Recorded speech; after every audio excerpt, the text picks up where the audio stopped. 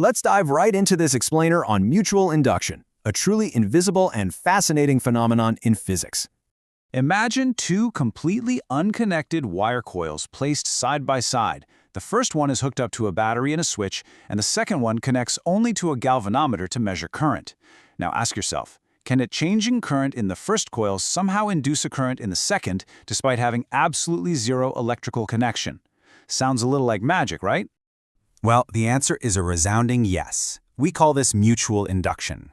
By definition, this is the phenomenon where a changing current in one coil produces a changing magnetic field, which then induces an electromotive force, or EMF, in a nearby second coil.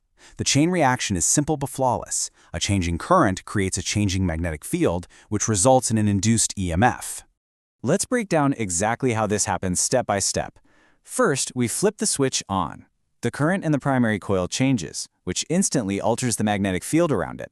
Now, because our two coils are sitting close together, the magnetic flux passing right through that secondary coil changes as well. And finally, that shifting flux is what induces the EMF in our secondary coil, making the meter spike.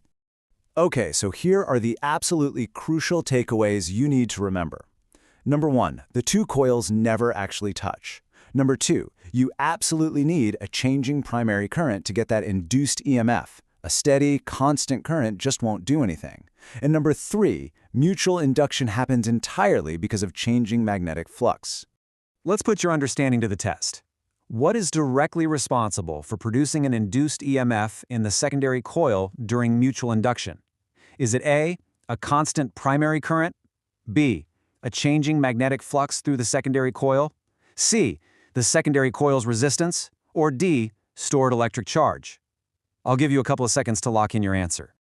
If you guessed B, you are absolutely right.